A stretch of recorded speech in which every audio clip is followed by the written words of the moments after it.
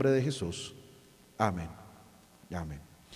Muy bien, vamos a comenzar, vamos a ir rápidamente y vamos a ir al libro de Apocalipsis, el capítulo 7, el versículo 9 y el versículo 10. Antes de leer, quiero decirles lo siguiente.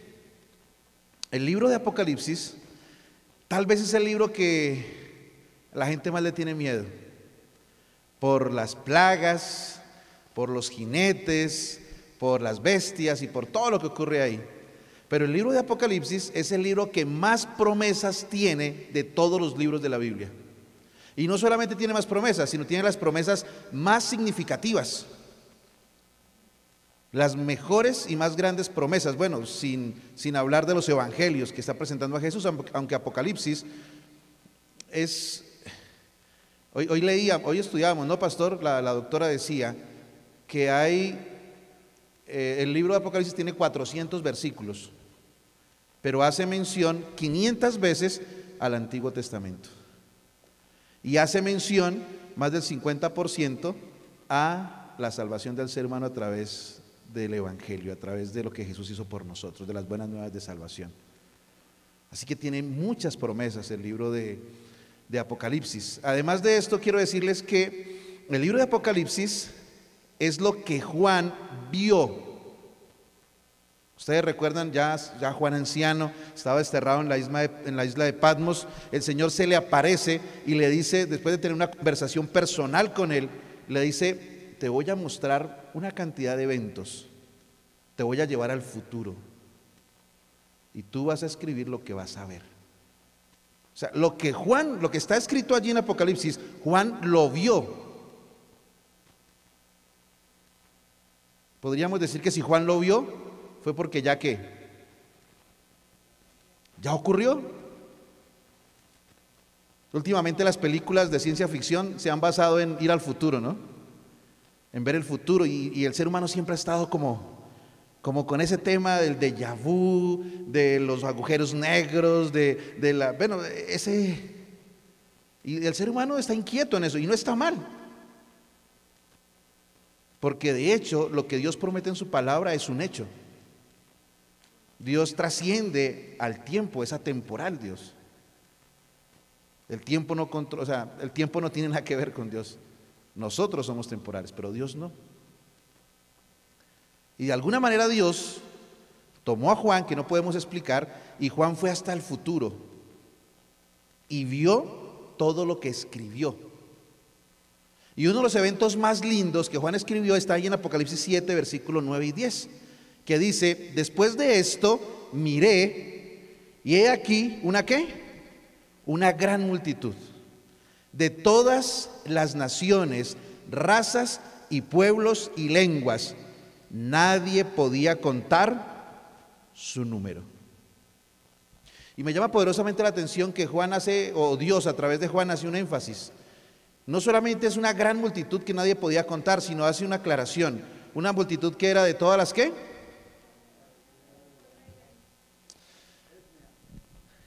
Todas las razas, todos los pueblos, todos los países.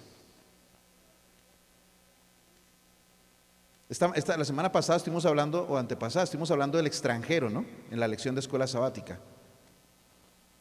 Y cuando yo leía en el Antiguo Testamento que Dios hablaba tanto del extranjero y del extranjero, y pues yo no entendía mucho eso hasta que no salí del país.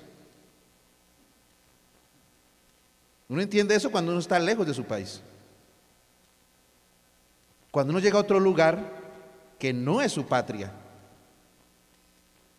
y lo miran a uno como colombiano, gracias a Dios nunca me ha ido tan mal, pero sí he estado en alguna fila y me preguntan: ¿de dónde viene? Soy colombiano. Salga a la fila, y me llevan a requisarme.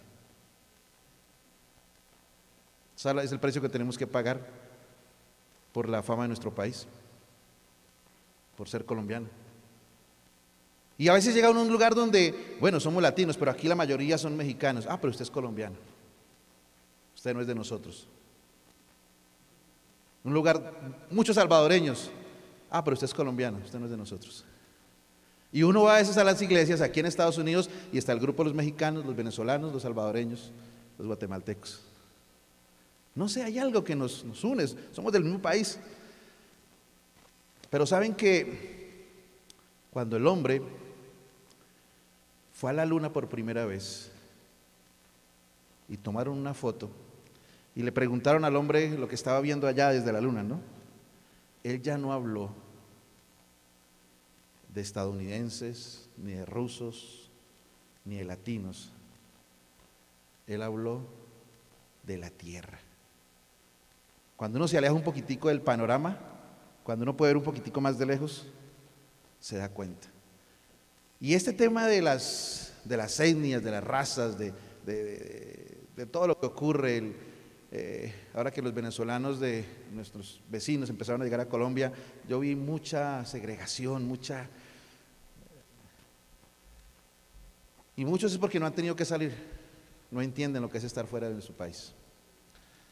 Pero en medio de toda esa situación y lo que está pasando, porque en este momento el mundo está teniendo la crisis más grande de la historia, donde las personas tienen que emigrar por cientos de miles, por millones, de un continente a otro, por lo que está pasando. Y ahora que el COVID cerró las fronteras, creo que hoy estaban diciendo noticias, que hoy se abrió aquí en Estados Unidos para que vinieran personas como de no sé cuántos países, porque estaban cerradas por el COVID. Y aquí hace una alusión, dice, después de esto miré y he aquí una gran multitud de todas las naciones, todas las razas, todos los pueblos, todas las lenguas, o sea, de todo el mundo. Dios no hace acepción de personas.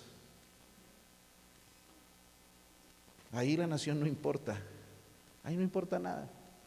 Pero lo que yo quiero hacer alusión en esta noche es que Juan ve una multitud tan grande, era tan grande que nadie podía contarla.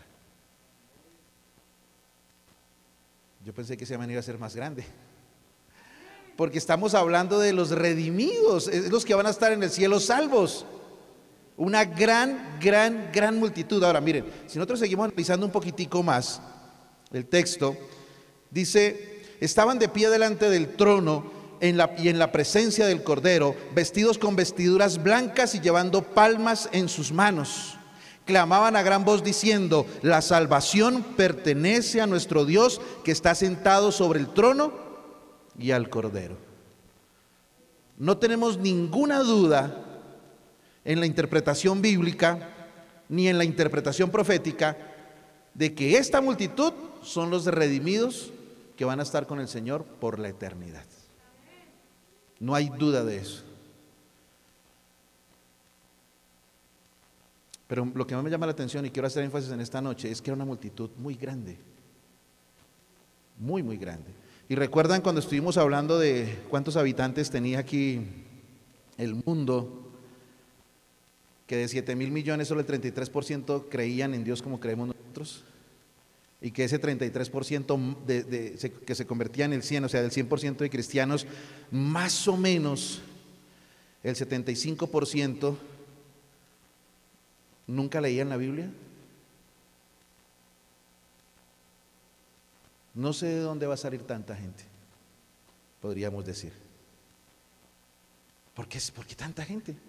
Si estamos acostumbrados que somos la manada pequeña, que somos poquitos, ¿no? Pues los adventistas somos 21 millones, entre 7,500 millones, ¿no? El 0,000 punto algo por ciento.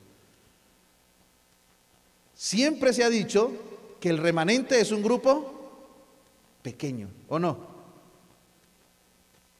Y entonces, ¿de dónde sale tanta gente? Es un remanente. ¿Recuerdan que un día Elías dijo, Señor, solo yo he quedado? ¿Y qué le dijo Dios a Elías?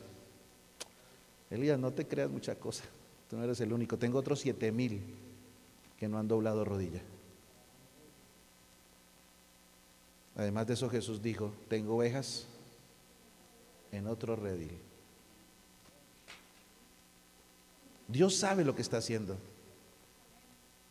Ahora, me llama la atención que este grupo de personas dicen, la salvación, ¿qué?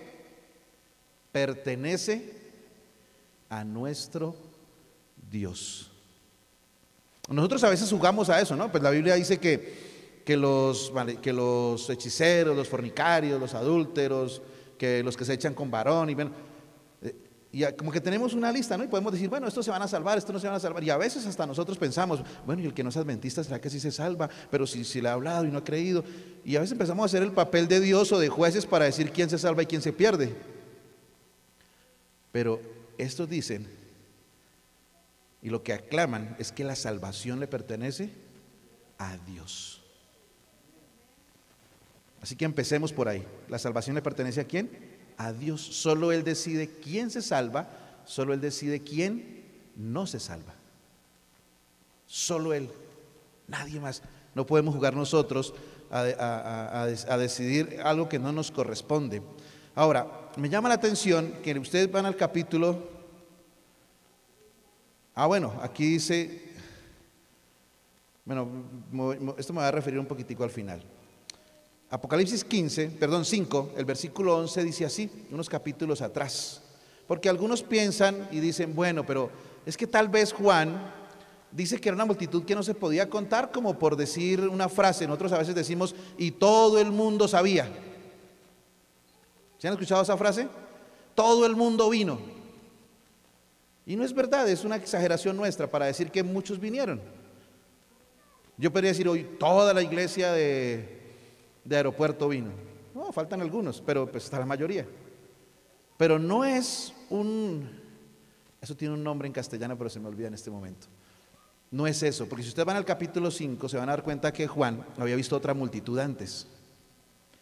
Y dice el versículo 11, capítulo 5, dice, y miré, y oí la voz de ¿qué? Muchos ángeles alrededor del trono y de los seres vivientes y de los ancianos. El número de ellos era miriadas de miriadas y millares de millares.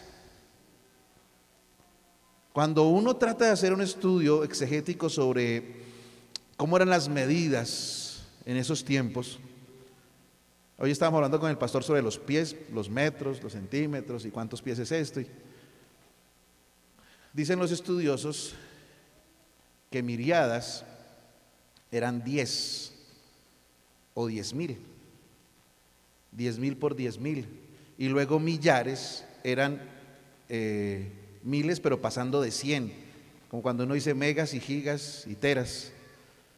O sea que más o menos, Juan dice, ahí habían unos 10,000 millones de ángeles. Él hace el cálculo, él hace un cálculo. Miró así la multitud, yo no sé cómo hizo para contar o para hacerse eso Juan en su mente, o simplemente Dios le reveló. Porque a veces, no sé si ustedes creo que estos días, vi por las noticias aquí que hubo algo de rap, la multitud era así tremenda, algo pasó, tuvieron que salir corriendo y murieron como 8 o 9 jóvenes. Y cuando miré cuál era la multitud, y apenas eran como 2,000 o algo de personas. Imagínense cuando hay 60,000 o 200,000, pero aquí está hablando de 10,000 millones. Pero Juan por lo menos pone un número, hace un referente. Pero cuando ve la otra multitud, 2 capítulos después, Juan dice, era tanto que nadie lo podía contar. Y no está diciendo, yo no lo pude contar, no lo pude calcular, no, nadie lo podía contar. O sea que no es una casualidad, no es una exageración, no es una comparación que haga Juan.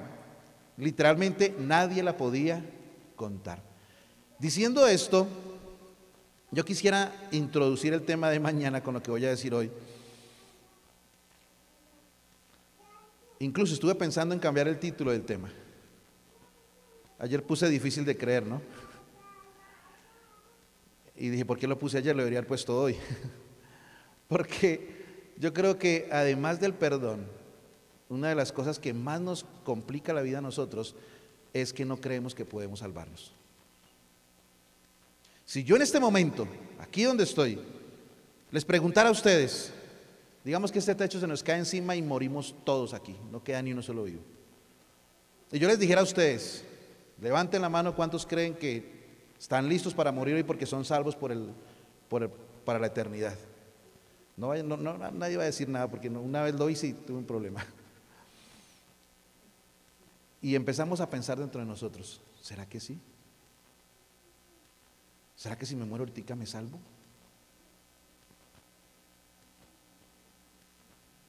Nos cuesta creerlo. Nos cuesta creer que Dios nos puede salvar. Y de hecho, nos cuesta creer porque ¿qué viene a nuestra mente? Yo no soy digno de ser salvo. Yo no soy digno de que Dios me salve. Eso es lo que pensamos nosotros, ¿sí o no? Pero les quiero decir algo en esta noche. Nadie es digno de salvarse.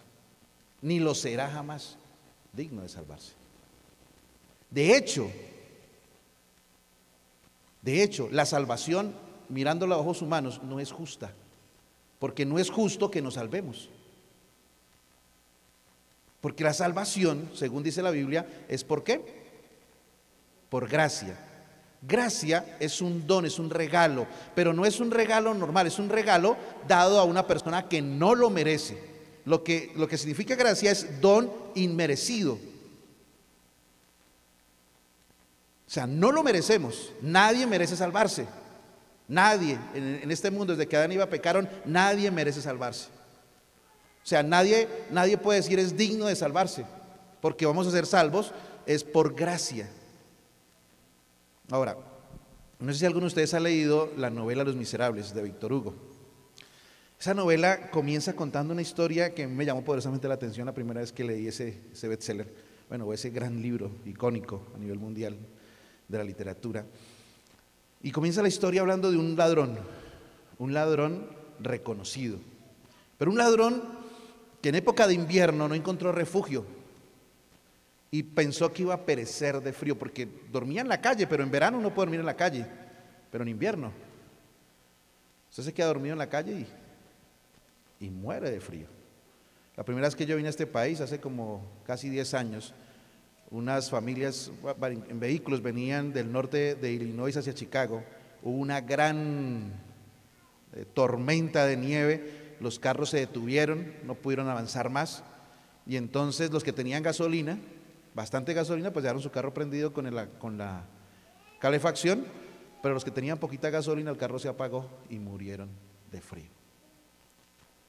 Más de 12 personas.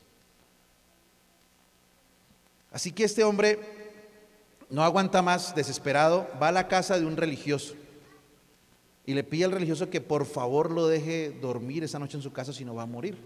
El religioso le dice, claro, está bien, siga. Y él le pidió que por lo menos en algún rinconcito de su casa o cerca de una chimenea, algún lugar, ¿no? Él le da un cuarto, le da una cama, le da cena y le dice que en la mañana antes de irse le va a dar desayuno, alimento, bueno, lunch de aquí, ¿no?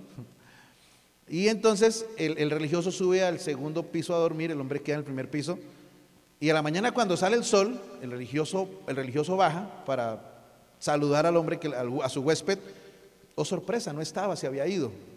Pero también se dio cuenta que había desaparecido con él los cubiertos de plata, unos candelabros de bronce y otras cosas en oro que tenía, se las había llevado. El hombre sale, como cualquier ladrón, a buscar dónde venderla, va al lugar donde va a vender, pero se encuentra con la policía. Y la policía se da cuenta que lleva objetos valiosos y le dice, pero esto no es suyo, ¿usted de dónde lo sacó? Y él dice, no, es que fulano me lo regaló. Ah, ¿sí? Vamos a ver si es verdad. La policía lo prende, lo llevan a la casa del religioso, sale el religioso y entonces le pregunta, mire, este hombre dice que usted le regaló esto. El religioso dice, sí, mira, se te quedó esta otra cosa, y va y saca otro objeto de plata y se lo regala. Y el hombre queda, y su vida desde ahí cambió para siempre. La historia continúa, el hombre después se convierte en un gobernador, el hombre empieza a ayudar a las prostitutas, empieza a ayudar a las huérfanas, a las viudas. La novela es una novela bonita, pero narra esa época terrible que el planeta vivió. Eso es un don inmerecido. ¿Ustedes creen que merecía que el religioso le salvara el pellejo, como decimos nosotros? Eso es un don inmerecido. De hecho, no merecemos ir al cielo. Es normal que pensemos eso. Es normal que sintamos eso. Pero eso no puede quitarnos a nosotros la confianza en las promesas que Dios ha hecho para con nosotros. No podemos dudar de lo que Él ha dicho. No podemos dudar de que Él ha prometido cosas que, aunque nos parezcan de alguna manera que no, pero es que no puede ser así. Pero Él dijo que lo iba a hacer así. Ahora, avancemos un poquitico más. Miren, hay una historia en la Biblia que nos ilustra bastante profundamente lo que acabamos de mencionar. Lucas, a partir del capítulo 23, a partir del versículo 27, cuenta lo siguiente. Dice, hablando de Jesús, ¿no? El día que lo llevaban a crucificar, dice: lo seguía una gran multitud del pueblo y de mujeres, las cuales lloraban y se lamentaban por él. Pero Jesús, volviéndose hacia ellas, les dijo: hijas de Jerusalén, no lloren por mí, sino lloren por ustedes mismas y por sus hijos. Jesús iba cargando la cruz. Ustedes saben lo que había pasado. Lo habían tomado preso esa noche en el Getsemaní, lo llevaron al patio del sumo sacerdote, allí lo escupieron, lo maltrataron, lo golpearon, lo llevaron donde Herodes. Herodes lo mandó donde Pilato a Herodes, Herodes otra vez a Pilato, lo golpearon 40 latigazos, bueno, 40 menos 1, le pusieron la corona de espinas. Bueno, ya toda la noche, ya era la tarde. Pobre Jesús físicamente no daba más, pero había algo en la mente y el corazón de Jesús que lo tenía muy triste, triste hasta la muerte, dijo él mismo. No era solamente el cargar el peso de esa cruz, el cargar el peso del pecado de la humanidad, sino que además de eso había algo que estaba acompañando a Jesús que lo tenía mal. Y es porque el día anterior, antes de que ocurriera todo esto, Jesús entró en la famosa entrada triunfal que nosotros conocemos, ¿no? Y cuando iba descendiendo, creo que esto lo dije el sábado, cuando iba descendiendo Jesús, vio en visión lo que ocurriría a Jerusalén 40 años después. Los romanos sitiarían Jerusalén y sería el sitio tan terrible, hablan los historiadores, inclusive judíos, y hay un historiador romano que habla de eso, que fue tan terrible el hambre, la hambruna, que cuando alguien moría lo cocinaban y se lo comían, inclusive padres a sus hijos. Fue terrible, fue algo angustioso. Y Jesús vio eso. Y por eso él dice esa frase que vimos estos días: cuántas veces quise juntarte como la gallina junta sus polluelos, pero tú no quisiste. Eso le angustiaba a Jesús. Y él decía: si tan solo hoy, dijo Jesús, conocieras el día de tu visitación, pero tus ojos están cerrados, no podían ver. A los suyos vino y los suyos no lo recibieron. Jesús estaba angustiado, y voy a utilizar una frase, no sé si esté bien, pero para mí Jesús estaba desesperado porque él quería salvar a sus hijos, a su pueblo, a Jerusalén. Pero Jerusalén no se dejó salvar. Y ahora entonces después de todo lo que había pasado, lleva la carga de la cruz, ya no podía más, y las mujeres por simpatía se acercaban llorando, lamentando lo que le estaba ocurriendo a Jesús, no porque creyeran que Jesús fuera el Mesías, sino porque veían a un hombre inocente sufriendo sin razón. Y ahora Jesús les dice: no lloren por mí, lloren por sus hijos. Jesús no lo está haciendo de una manera irónica, como cuando nosotros le decimos a alguien: no se preocupe por mí, preocúpese por usted. ¿Qué estamos diciendo a una persona cuando le decimos eso? No se entrometa en mis asuntos personales. ¿Sí o no? Eso es lo que es. No, Jesús no estaba haciendo eso. Lo que Jesús era que su corazón estaba tan cargado que les decía a las mujeres: yo esto lo puedo superar, pero lo que ustedes van a vivir va a ser terrible. Oren, pídanle al Señor. Es más, cuando empezamos a hablar proféticamente del tiempo del fin, empieza con la destrucción. Jesús le dice a los discípulos: este edificio no quedará piedra sobre piedra. Y desde ahí empieza a hablar del tiempo del fin. Y mezcla varios eventos del tiempo del fin. A Jesús lo tenía, es visible, es claramente visible que Jesús lo tenía afectado lo que iba a pasar sobre su pueblo. El pueblo que lo asesinó, el pueblo que no creyó en él, el pueblo que de alguna manera lo defraudó. Jesús estaba triste por ellos. Lo llevan a la cruz. Miren lo que sigue diciendo el texto. Miren la actitud de Jesús. Jesús venía a este mundo para salvar al mundo. Es más, cuando ustedes van al capítulo 12 de San Juan y unos griegos quieren hablar con Jesús, Jesús dice: ha llegado la hora para que el Hijo del Hombre sea glorificado. Y dice: si la semilla no cae en tierra y muere, no lleva fruto. Estaba hablando de qué muerte, de su muerte. Y luego dice: mi alma está angustiada, pero Padre, ¿qué diré? Pásame y él dice, más no, para esto he venido a la tierra. Él sabía que había venido. Tenía muy clara la misión, muy clara. Y entonces le dice a las mujeres, dice, porque he aquí que vendrán días en que dirán, bienaventuradas las estériles, los vientres que no concibieron y los pechos que no criaron.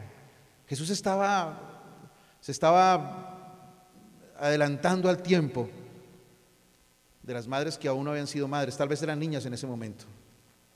Dice, y la Biblia sigue diciendo, llevaban también con él a otros 2 que eran malhechores para ser ejecutados con él.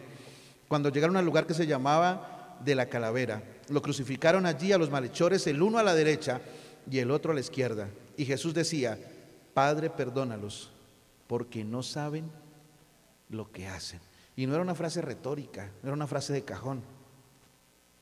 Jesús estaba literalmente orando, suplicando por los que lo estaban matando, porque Él quería salvarlos. Esa es la actitud de Jesús, una actitud humilde, una actitud de Salvador, una actitud con un deseo. Cuando yo leo todo esto, solamente encuentro un deseo de nuestro Padre Celestial y de su Hijo por salvar la raza humana. Y para mí, vuelvo a decir, no sé si esa palabra esté bien utilizarla, pero para mí es una actitud desesperada, un anhelo enorme por salvar a sus hijos. Hoy hablamos con el hermano Jorge y él decía sobre esos ayunos que a veces son forzados, decía él, pero para mí no son forzados. Mire, un día le dijeron a Jesús que por qué sus discípulos no ayunaban como ayunaban nosotros, y Jesús les dio una respuesta clarita: porque ellos tienen al novio, pero habrán días cuando el novio no estará. Hay vigilias. Yo he hecho en mi vida muchas vigilias, a veces de toda la noche, y no soy tan amigo de las vigilias de toda la noche, porque a la madrugada la gente está haciendo así, a todo le dice que sí, y están luchando por no dormirse, pero no pueden comprender realmente el tema. Pero esas vigilias donde uno tiene el alma en un hilo, cuando uno tiene un ser querido al borde de la muerte, cuando las cosas no están funcionando y usted ya no sabe qué más hacer, y usted cae de rodillas y pasa horas y horas y horas y horas. Yo veo a Jesús de esa manera, angustiado, agobiado por la salvación del ser humano. No fue que dijo, bueno, a ver, mátenme que yo los voy a salvar. No, Él vino con toda una actitud. Fue la iniciativa de Dios salvar al ser humano. Él tomó la iniciativa, Él nos buscó. Y cuando yo leo esto y Él dice, Padre, perdónalos porque no saben lo que hacen, miren ese espíritu de Jesús. Pero más todavía. Y partiendo sus vestidos echaron suertes. El pueblo estaba de pie mirando, y aún los gobernantes se burlaban de él, diciendo: a otro salvó, sálvese a sí mismo si es el Cristo, el escogido de Dios.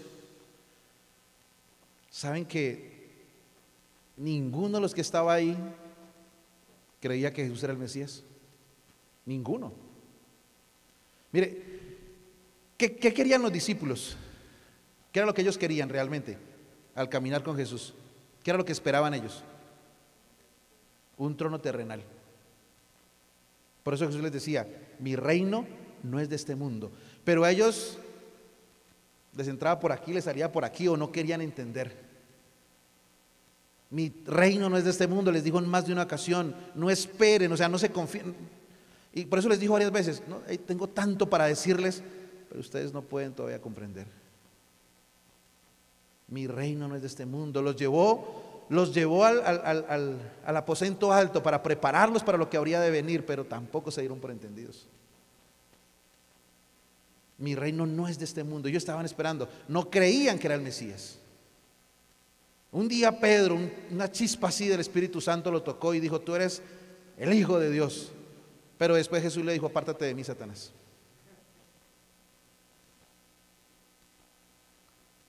Todos los que había sanado, a los que había hecho milagros, duraron, dice el deseo a todas las gentes, duraron un tiempo largo, no recuerdo cuántos que dice ella, pero cuando lo leí me impresionó, gritando: crucificadle, crucificadle, crucificadle, delante de Pilato. Y ahora en la cruz empezaron a burlarse los líderes religiosos, los que lo habían seguido, los que habían recibido milagros. Los discípulos huyeron, solo quedó Juan ahí y su mamá, María Magdalena. Pero ni su mamá creía que era el Mesías. Sabía que era un hombre diferente, sabía que era su hijo, pero allí estaba su corazón de madre, no su corazón de creyente. Y llegó un momento en la vida de Jesús, dice el deseo a todas las gentes, que ese sentimiento de como que no sirvió de nada lo que hice, porque nadie creía en él como Mesías.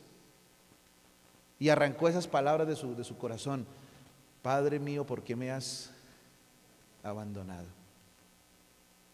Pero mire lo que ocurre.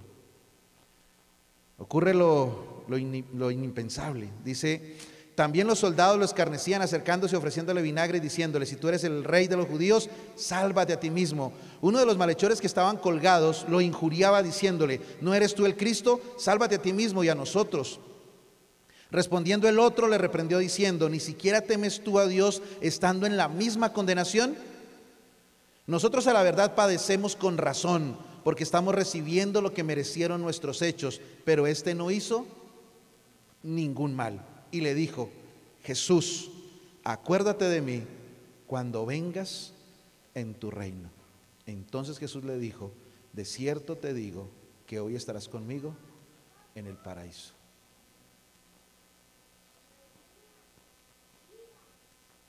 No debemos hacerle mucha exégesis a ese texto. Están 3 moribundos colgados en la cruz, y uno de ellos es el autor de la vida. Uno de ellos es el Hijo de Dios. Uno de ellos es el único en la historia de todo el universo, en la historia de todos los seres creados, que tiene la potestad para ofrecer vida eterna. Nadie más tiene esa potestad, solo Él. Y cuando nadie creía en Él como el Mesías, cuando se burlaban, cuando huían, cuando lo traicionaron,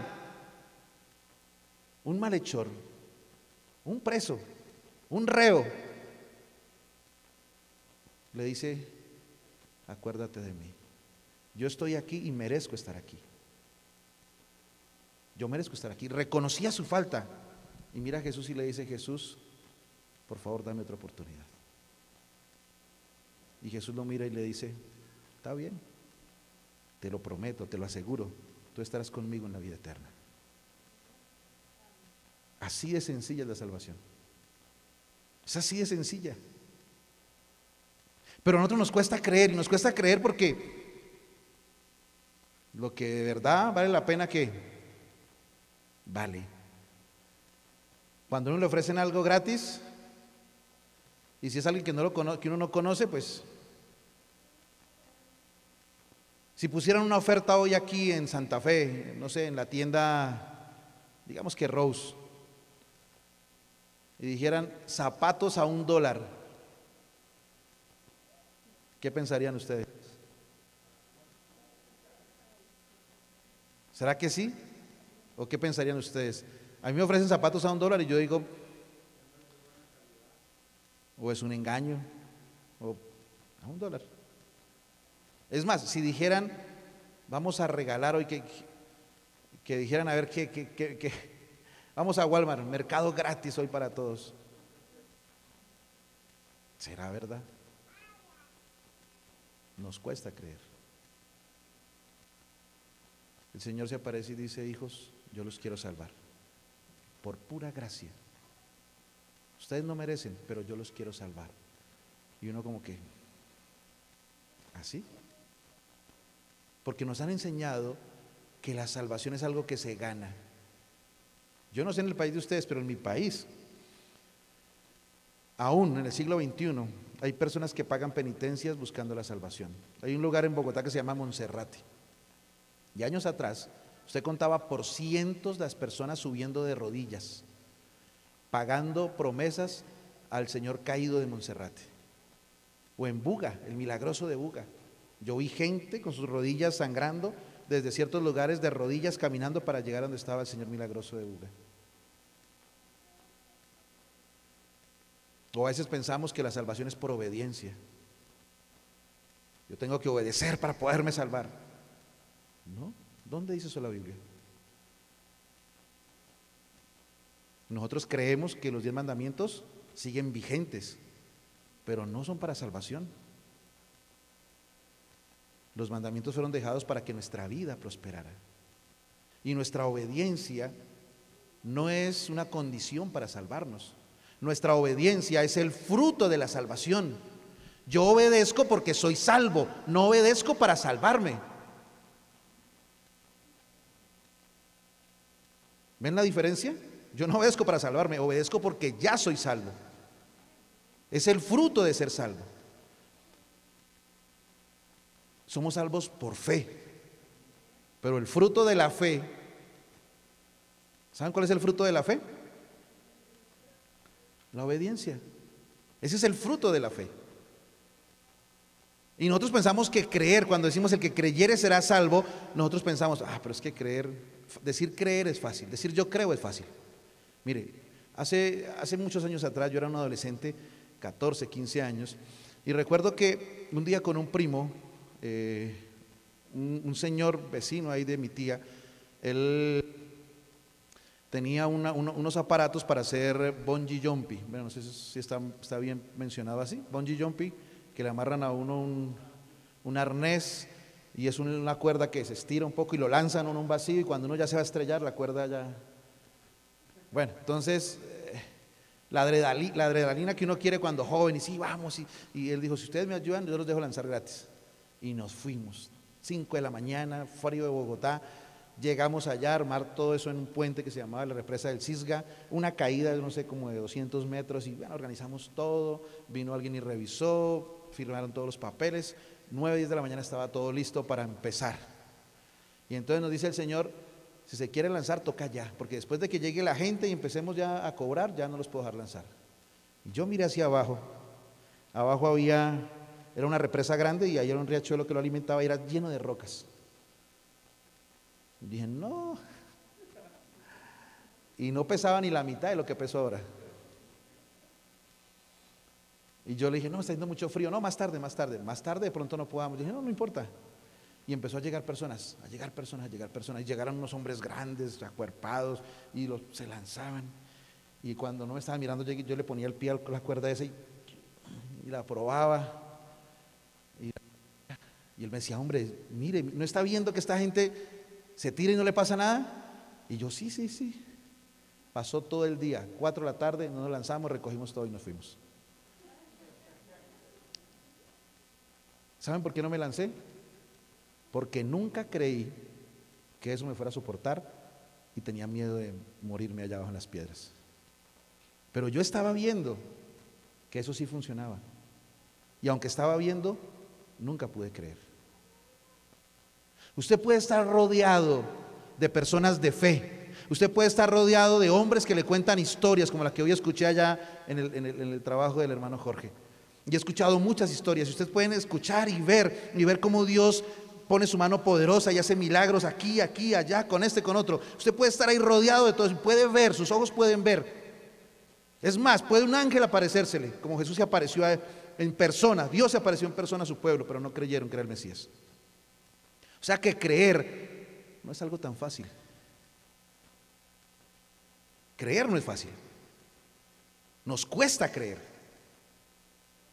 Siempre estamos a la sospecha, ¿será que sí? ¿Será que no? Solo Dios puede hacer que nosotros podamos llegar a creer. Solo Dios puede poner esa paz en el corazón. Solo Dios puede hacerlo. Es un milagro de Dios, de hecho. Y este ladrón o este malhechor, ya en sus últimas, se acerca a Jesús y le pide que lo salve. Y Él lo salva. Y alguien me dijo el otro día, no, pastor, pero ese no es el común. Esa es la excepción. Eso es una excepción. Eso, quiero decirles algo en esta noche. El ideal no es ese. El ideal no es que uno se salve allá en el último momento. Porque el ideal de Dios es que nosotros lo conozcamos desde que somos pequeños y caminemos en este mundo con la compañía de Dios. Ese es el ideal. Miren, cuando el Evangelio empezó a llegar a mi casa, fue algo hermoso. Recuerdo que un domingo, bueno, mi padre es ornamentador, yo les conté a ustedes yo les conté el otro día, ¿no? Que él hacía las estructuras y todo lo que les conté de cómo fuimos a la iglesia por primera vez y bueno, y cómo nos bautizamos. Nosotros 3 hijos pequeños, mi madre y mi papá no se quisieron bautizar. Yo recuerdo que nosotros 3 solitos, al comienzo, un anciano de la iglesia iba, el hermano Antonio se llamaba, él iba a la casa y recibía sábado con nosotros.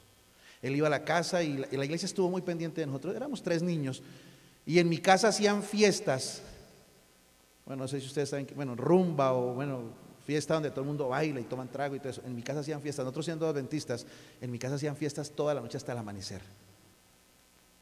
Mi papá y mi mamá, o sea, ese era nuestro hogar, y nosotros adventistas en medio de ese hogar. Entonces los hermanos estuvieron muy pendientes de nosotros, pero después de repente como que ya nos vieron crecer, creciditos y no volvieron a ir.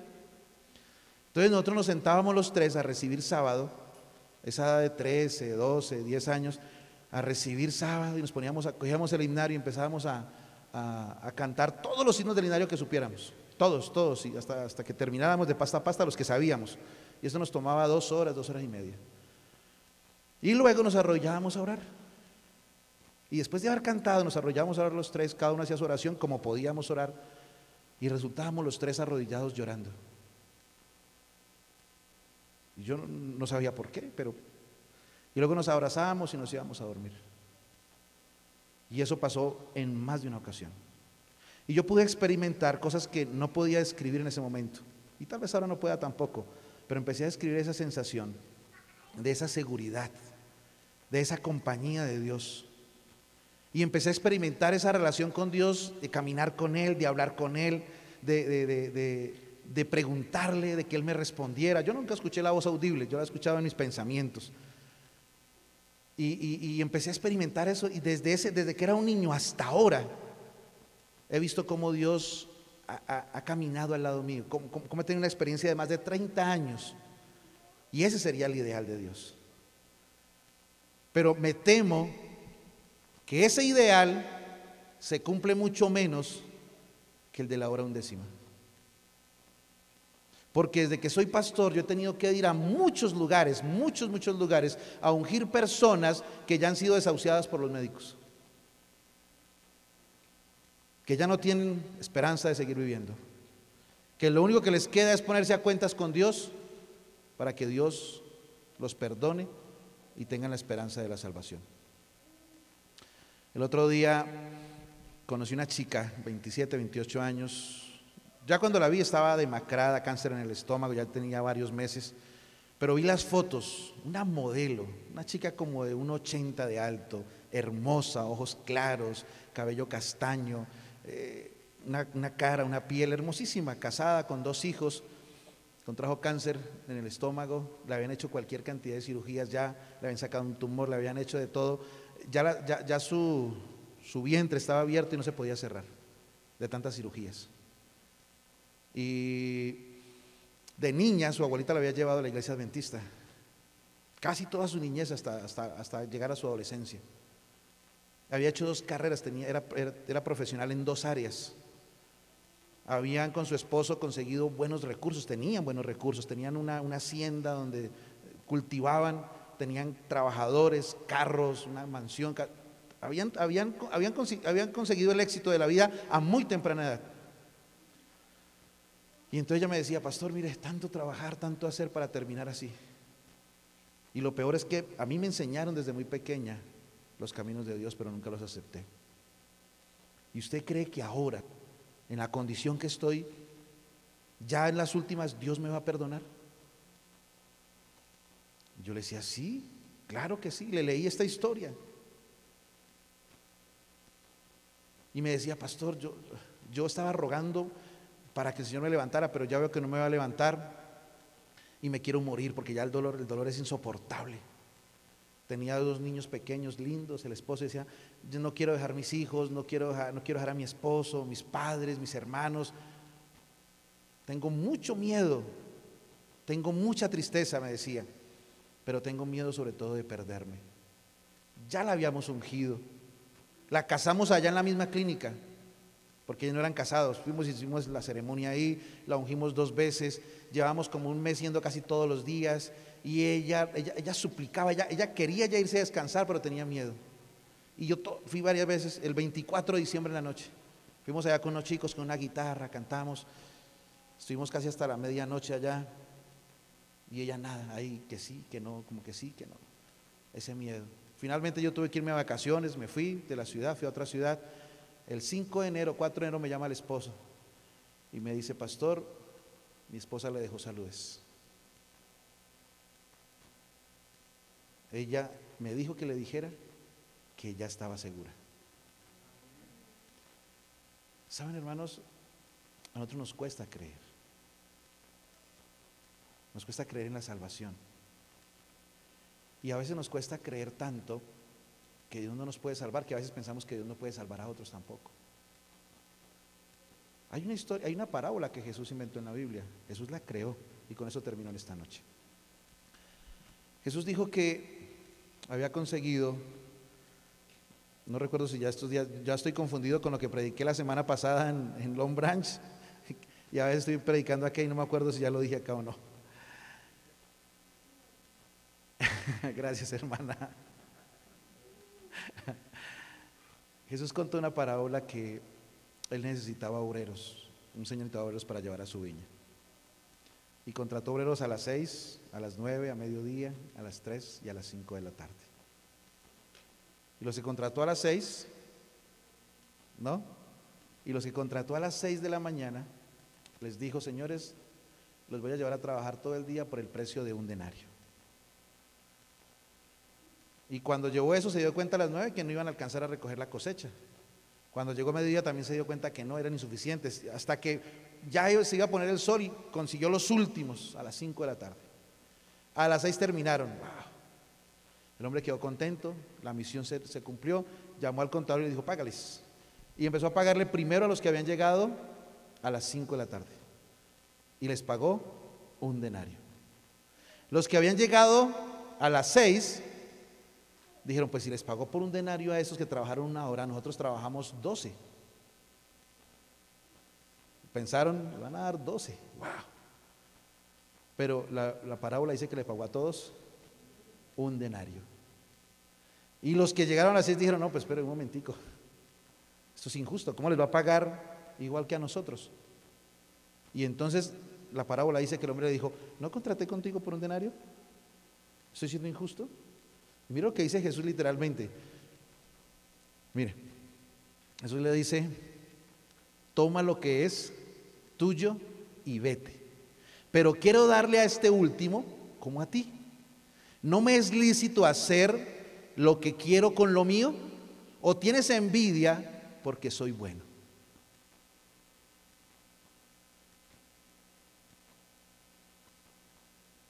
No necesitamos esperar hasta el final. Miren, cuando le hicieron la autopsia a mi hermano de 27 años, que les contaba estos días que falleció, yo fui a recoger el papel de la autopsia para poder reclamar el cuerpo, y me dice el médico legista, me dice, vea, don John, esto no sirve de mucho, pero dígale a su mamá que su hermano no sufrió.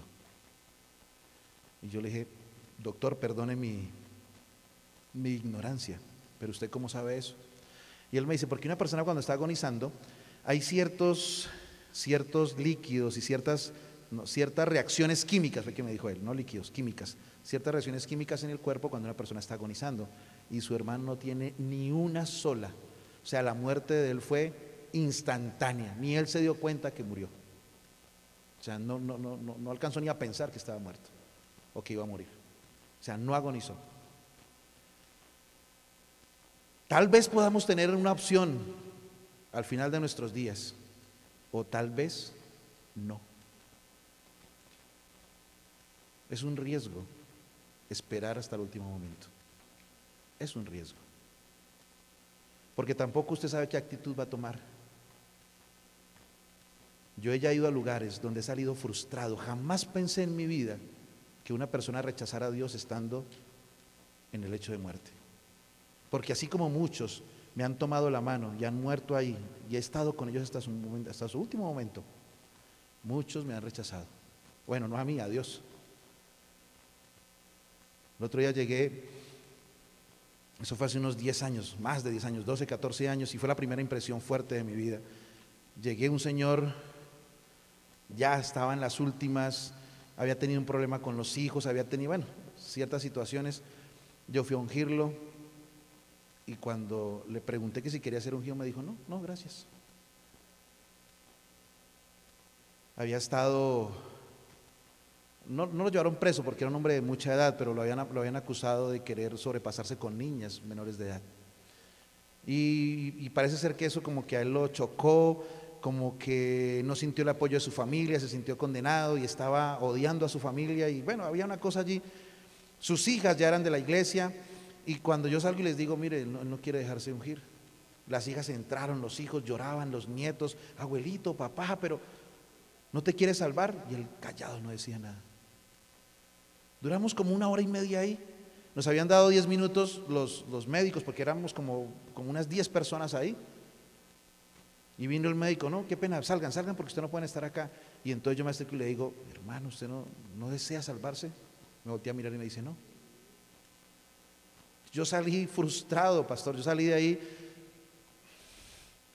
¿Cuándo uno cree que alguien va a rechazar, en la misma muerte va a rechazar a Dios? Usted no sabe qué actitud va a tomar en el fin de su vida, en el fin de su último día. ¿Por qué no entregar la vida a Dios ahora? ¿Por qué no vivir los días que tengamos sobre esta tierra en la compañía de Dios? No dejar nuestra vida una ruleta rusa. Pero yo sí creo que serán muchos, por amor de Dios a la humanidad, que se van a salvar. Mire, el malhechor en la cruz solamente necesitó ¿qué? Creer, suplicar perdón y ya. A mí me gusta lo que el pastor Alejandro Bullón dice. Él dice, es muy fácil salvarse, lo difícil es mantenerse salvo. Porque cuando uno se siente perdido pide ayuda, pero cuando se siente salvo, no. Cuando uno se siente perdido, está todo el tiempo de rodillas, está orando, está buscando al Señor, está en angustia, pero cuando uno está bien, a veces ni siquiera ora. Entonces él dice, es difícil mantenerse salvo. ¿Qué necesitamos para salvarnos? Caer de rodillas, reconocer nuestro pecado y somos salvos. No necesitamos nada más. Pero si ese malhechor hubiera bajado de la cruz, no hubiera muerto, hubiera bajado, yo hubiera sabido lo que es bueno. Porque la Biblia dice que el que está en Cristo, nueva criatura es, nuestra vida es transformada y empieza una lucha. Pablo la llama la batalla de la fe, la batalla. Y Elena de White dice que no hay una batalla más grande que el hombre pueda librar sobre esta tierra que es contra sí mismo. Yo quisiera preguntar en esta noche, ¿cuántos creen en este momento, en este preciso momento, que están salvos? Colóquense en pie los que crean que están salvos. Colóquense en pie, yo quiero saber si ustedes creen que están salvos.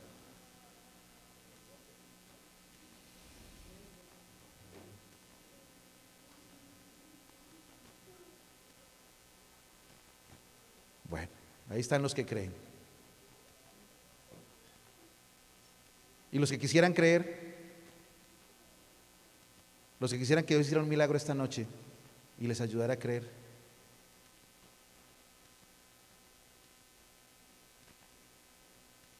Más todavía. Yo sé que aquí hay personas que aún no han hecho un pacto con Dios para la salvación. Y lo único que Dios te está pidiendo para salvarte es que tú reconozcas que eres un pecador para Él poderte salvar. Es lo único que pide, que reconozcamos y que pidamos su salvación. Es todo lo que Él nos pide. ¿Hay alguien aquí en esta noche que quisiera decirle eso a Jesús? Quisiera decirle: Señor, yo reconozco que soy un pecador y yo quiero salvarme, quiero entregarte mi vida, porque quiero vivir los años que me resten en este planeta tomado de tu brazo poderoso. Hoy Dios te da una oportunidad y te puede dar otra mañana, en un mes, en un año, no sé, pero hoy es una oportunidad. ¿Quieres aprovechar esa oportunidad? ¿Hay alguien en esta noche que quisiera decirle: Señor, yo reconozco que soy un pecador y quisiera entregarte mi vida? Y no solo hago esta pregunta para los que estamos aquí, sino también para los que nos están viendo a través del internet. Allí donde estás, no sé en qué lugar estás, pero dile eso al Señor en tu pensamiento. Y no sé si hay alguien aquí en este lugar que quisiera venir a hablar conmigo y quisiera decirle: Señor, yo quiero entregarte mi vida porque quiero ser salvo. ¿Hay alguien en esta noche que quisiera venir a hablar conmigo pidiendo la salvación, el perdón de sus pecados, la reconciliación con el Señor? ¿Hay por lo menos una persona para que hagamos la oración en esta hora? Amén. Hay un canto especial preparado. Dios los bendiga. Vamos a escuchar el canto en esta noche y vamos a orar. Yo sé que hay más amigos aquí y personas que quieren entregar su vida al Señor, pero que a veces sienten miedo, sienten temor. Y yo quisiera hacer esa oración por ustedes. Vamos a cerrar los ojos, vamos a orar cada uno personalmente mientras escuchamos el canto que se ha preparado para hoy.